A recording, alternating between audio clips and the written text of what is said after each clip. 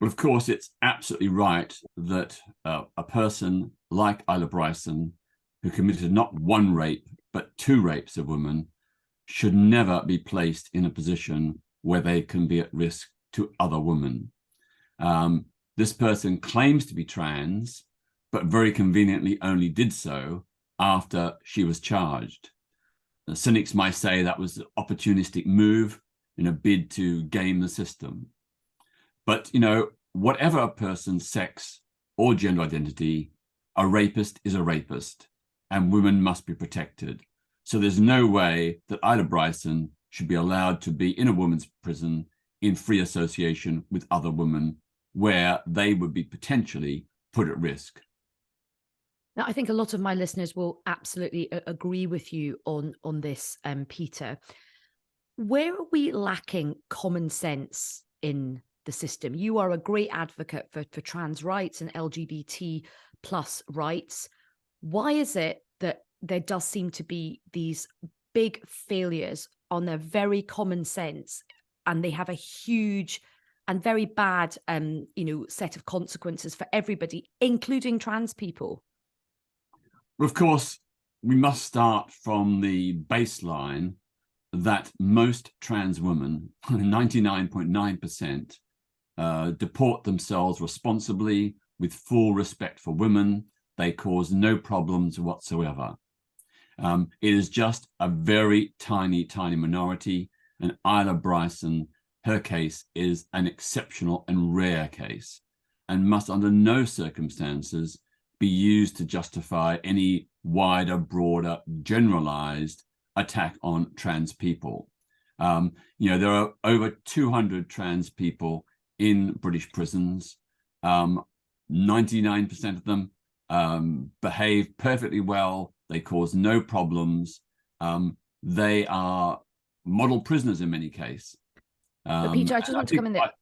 And that is absolutely true. But there have been a number of cases that have caused alarm, and they do tend to be sex offenders who have said that they're trans women, and then there have been issues.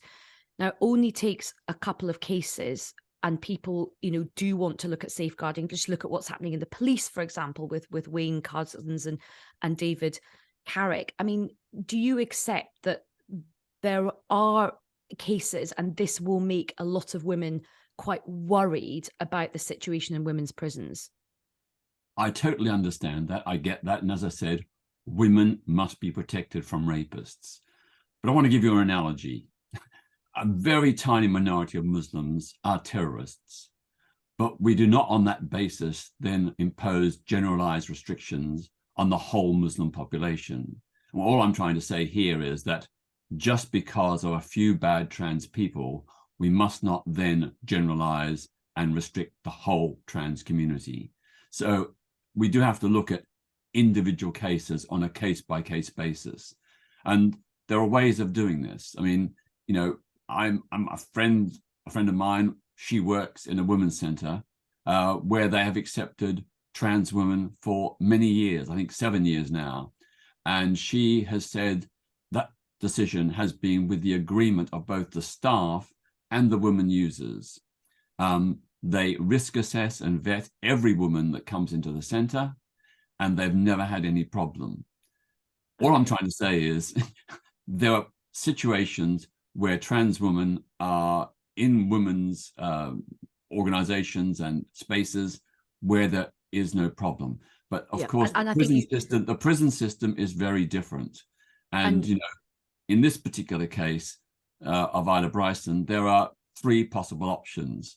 The first would be that she should be placed in a men's prison, particularly in the instance that she committed these horrendous rapes while identifying as a man. Another option would be to place her in a segregation unit within a women's prison, which would mean that she would have no contact with the general women's prison population and therefore be no risk. And the third option, which I think the prison service should explore, is the creation of special trans units for trans women, where they would have free association with other trans women, but not with the general prison population. All three of those options would give rightful protection to women. Most people, actually across the spectrum are in agreement that this was a really, really bad decision.